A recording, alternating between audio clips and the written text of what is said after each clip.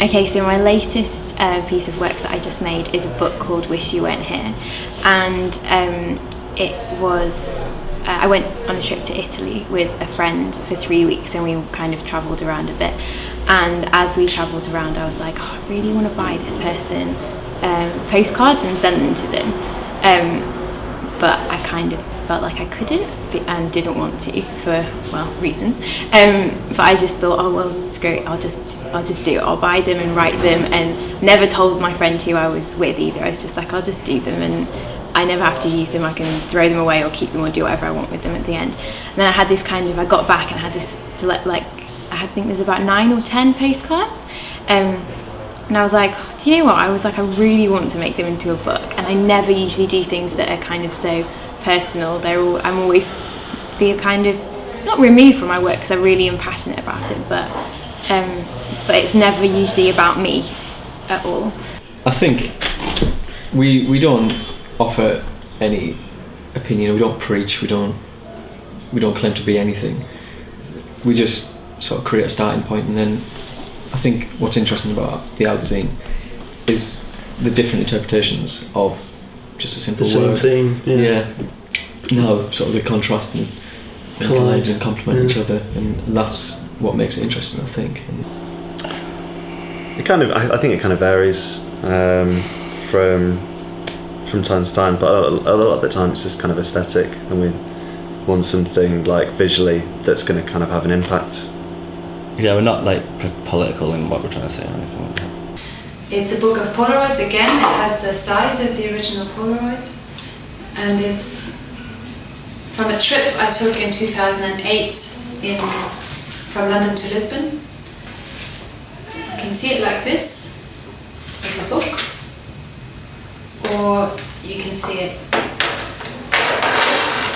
this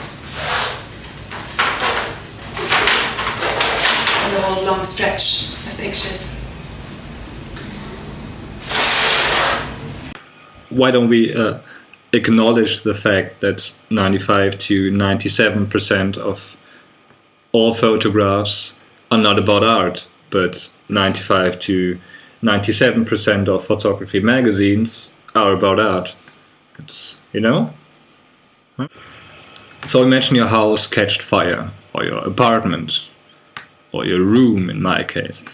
Your house catched fire, and for some weird reason you only had the chance to save one single photograph. There's no computers. Computers weren't invented yet. Yeah, they're just prints lying around everywhere.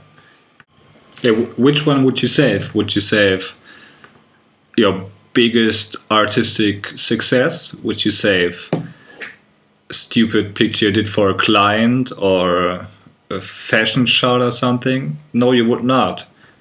You would save a picture of your ex-girlfriend. You would save the one picture you took of your dog before it got put down a few years ago. You would save a snapshot from this really, really great party you had last summer, the best summer of your life. You would save a picture of your wife celebrating topless on New Year's Eve, wouldn't you? You would save the picture of the first bed you slept in after 3 years of being on the road, wouldn't you? Would you save a picture of your cat? I know I would. So, yeah, that's what I do. I collect these images. I collect your photographic treasures, if you want. The images that really mean something to you. And I put them together in a little magazine. Yeah, thank you. This is my fanzine, The Shrieking Violets, and it actually celebrated its 2nd birthday about a month ago this summer, so at the start of August. Basically, I trained as a journalist but couldn't find a job at all and was getting more and more frustrated, so in the end I decided to do my own thing. And this was the first issue, and I conceived it as being an alternative guide to Manchester.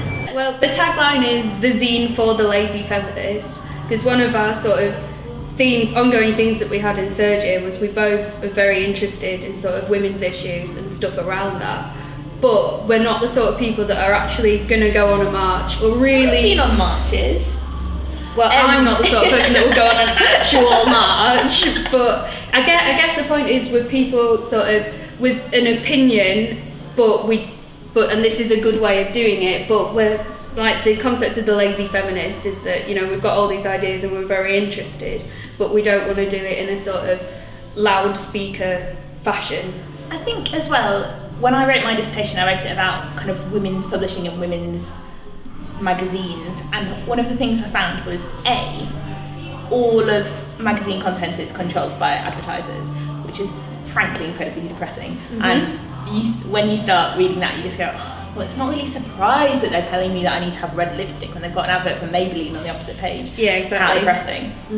And all of those magazines are owned by men, which like you can get a bit like rah about, or you can kind of make your own magazine and put what you want in it and not have adverts for Maybelline. Yeah, we didn't want adverts from Maybelline. Do you think Maybelline had advertising it? And it's about dissatisfaction with the sort of direction that the city fathers take the city in, I suppose. And we just wanted to showcase our take on things, stuff that we were up to, and stuff that our kind of growing circle of like minds was up to. So we got people who write other zines to write for it as well, like Natalie Bradbury, who does Shrieking Violet, and I don't know what else to add really. It was kind of like a critique and a celebration of how we see the city. Well, it started out as basically a music fanzine. I think we rebranded it when we started our record label, and we wanted to use it as a sort of way of promoting the record label. We run a not-for-profit record label, so alongside that we have cheap gigs and we do like a free podcast. So we wanted to have like a free fanzine that went along with it, where we'd have interviews with the bands and we'd have reviews of other music and gigs we'd been to and various other things. As it's developed, the sort of columns pages have got more and more political, I guess. So I guess it's still a music fanzine, but there's lots of sort of social commentary and political commentary in it as well now, as more and more people have started writing for it as well. But I mean, like on a personal note, That's one we made in New York, yeah. like I think it was a zine fair in Baltimore. Yeah. That we were sending something to. So we just made like a purely collage-based zine out of stuff. I think it was from. It's from like a junk store. But we're told that it's probably got bed bugs all over it. Yeah. Books and. But I think we're okay now. No, we're fine, honestly. I guess I didn't really realise it until now, but I guess I like looking at. I guess it's kind of like a research-based sort of thing, and like researching little ideas or things that have happened, and then it's like the outcomes of that go into the book. So yeah, it's kind of like little mini research projects, and then they get transferred onto the pages. It's a series of sleeping portraits that I've taken of people that I've met during my travels. So I'll take photographs of them while they're asleep in dorm rooms, tents, couches, wherever it is that I've met them, and I'll tell them about it when they wake up. It does make for an interesting conversation in the morning, but people are usually pretty cool with it once I explain the concept to them. And I always get their permission to use their photograph.